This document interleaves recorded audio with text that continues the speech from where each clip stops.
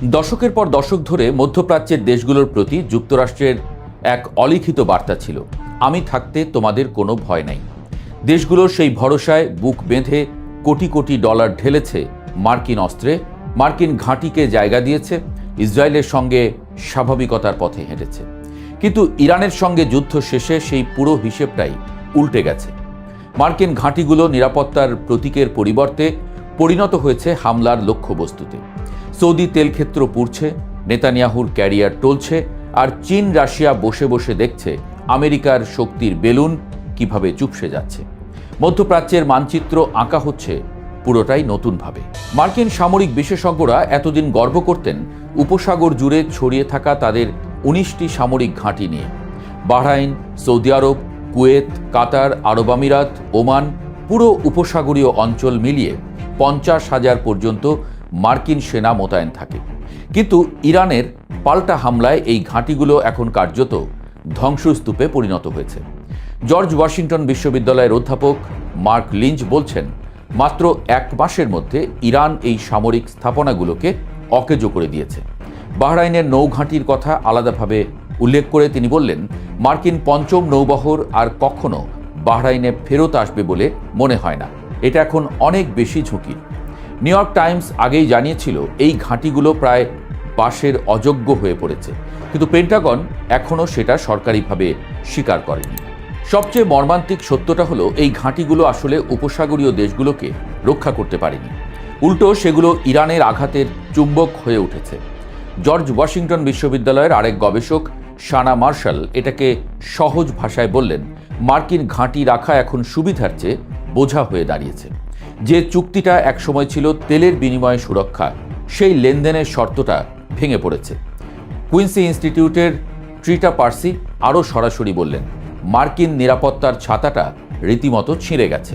এমনকি 2 সপ্তাহের যুদ্ধবিরতির চুক্তিতেও উপসাগরীয় দেশগুলোতে ইরানি হামলা সরাসরি বন্ধের কথা নেই, যা এই দেশগুলোকে আরও বিশ্বাসঘাতকতার অনুভূতি দিচ্ছে। এদিকে সৌদি আরবের জন্য ক্ষতির হিসাবটা এখন সংখ্যায় প্রকাশ পেয়েছে। সৌদি জ্বালানি মন্ত্রণালয় প্রথমবারের মতো আনুষ্ঠানিকভাবে স্বীকার করেছে যে ইরানি হামলায় দেশের পূর্ব থেকে পশ্চিম উপকূল পর্যন্ত বিস্তৃত গুরুত্বপূর্ণ তেল পাইপলাইনে হামলা হয়েছে। একটি পাম্পিং স্টেশনে হামলার ফলে দৈনিক প্রায় 7 লাখ ব্যারেল তেল পাম্প করার সক্ষমতা নষ্ট হয়ে গেছে, যা সৌদি আরবের মোট তেল রপ্তানির প্রায় 10%। এর পাশাপাশি মানিফা এবং খুরাইস তেল ক্ষেত্রে হামলায় আরও 6 লাখ ব্যারেলের উৎপাদন সক্ষমতা কমে গেছে। জুবাইল, রাস তানুরা, ইয়ানবু এবং রিয়াদের পরিশোধনাগারগুলোতেও আঘাত এনেছে ইরান। হরমুজ প্রণালী বন্ধ হওয়ার পর এই পাইপলাইনটি ছিল সৌদি তেল রপ্তানির বিকল্প পথ, সেই পথটাও এখন আঘাতের মুখে। এই পুরো যুদ্ধে সবচেয়ে বড় লুজার হিসেবে যার নাম উঠে আসে, তিনি ইসরায়েলের প্রধানমন্ত্রী বেনিয়ামিন নেতানিয়াহু। মিডল ইস্ট আইয়ের বিশ্লেষণে বলা হচ্ছে, ইরান যদি যুক্তরাষ্ট্রের সঙ্গে চুক্তিতে পৌঁছায়, তাহলে নেতানিয়াহুর রাজনৈতিক ক্যারিয়ারের শেষটা লেখা হয়ে যাবে। কারণটা সহজ, এই যুদ্ধ নেতানিয়াহুই শুরু করিয়েছেন। নিউ ইয়র্ক টাইমসের প্রতিবেদন অনুযায়ী ফেব্রুয়ারিতে হোয়াইট হাউসের সিচুয়েশন রুমে 1 ঘন্টারও বেশি সময় ধরে ট্রাম্পকে বোঝানোর পর ইরান আক্রমণে রাজি করান তিনি। কি প্রতিশ্রুতি দিয়েছিলেন? বলেছিলেন কয়েক সপ্তাহেই ইরানের ব্যালিস্টিক ক্ষেপণাস্ত্র শেষ করা যাবে। বলেছিলেন হরমুজ প্রণালী বন্ধ করার ক্ষমতা ইরানের নেই। বলেছিলেন ইরানের ভেতর জনবিদ্রোহ শুরু হবে, সরকার পড়ে যাবে। তার একটিও সত্য হয়নি। উল্টো 6 সপ্তাহ পরেও ইরান ব্যালিস্টিক ক্ষেপণাস্ত্র ছুঁড়ছে।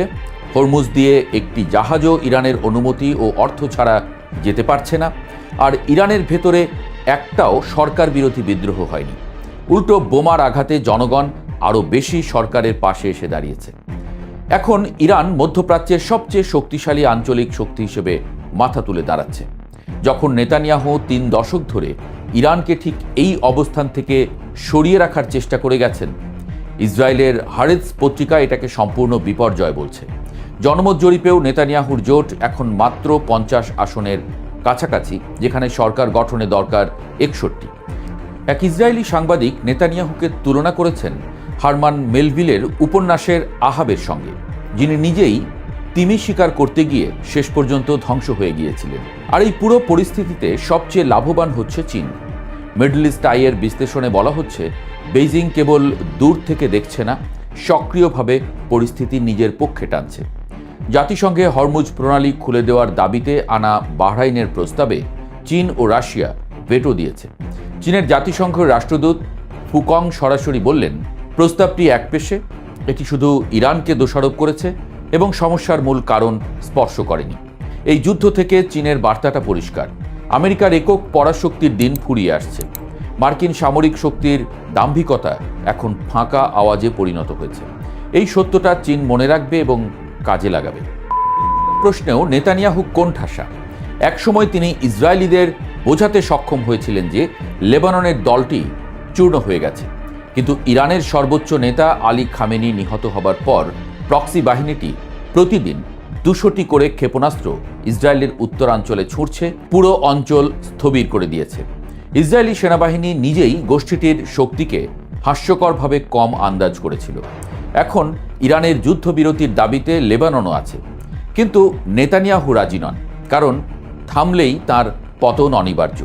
তাই যুদ্ধবিরতির মাঝেও ইসরায়েল লেবাননে বোমা ফেলছে, মাত্র 10 মিনিটে 100টি লক্ষ্যে হামলা চালিয়েছে। মধ্যপ্রাচ্যের ভূরাজনীতির এই টালমাটাল সময়ে দুটো প্রশ্নই এখন সবচেয়ে জরুরি। প্রথমত, হরমুজ প্রণালীর নিয়ন্ত্রণ নিয়ে চুক্তি কি টিকবে? দ্বিতীয়ত, নেতানিয়াহু লেবাননে বোমা হামলা চালিয়ে যেতে থাকলে ইরান আবার কি আঘাত করবে? যদি তাই হয়, তাহলে ট্রাম্পের হাতে কার্ড কি? হরমুজ আবার বন্ধ হলে বিশ্ব তেলের বাজার আরেকবার ধসে পড়বে। ইয়েমেনের প্রক্সিরা এরই মধ্যে যোগ দিয়েছে ইরানের পাশে। লোহিত সাগরে হামলার সক্ষমতা তাদের আছে। সুয়েজ খাল পর্যন্ত যদি সংকটে পড়ে, তাহলে যে বৈশ্বিক অর্থনৈতিক বিপর্যয় আসবে সেটা কল্পনা করাও কঠিন। এই যুদ্ধে আমেরিকা বুঝে গেছে সামরিক শক্তি দিয়ে সবকিছু সমাধান হয় না। ইরান বুঝিয়ে দিয়েছে চাপের মুখে মাথা নত করা তাদের স্বভাব নয়। আর বিশ্ব বুঝে গেছে মধ্যপ্রাচ্য এখন আর আমেরিকার একক খেলার মাঠ নয়।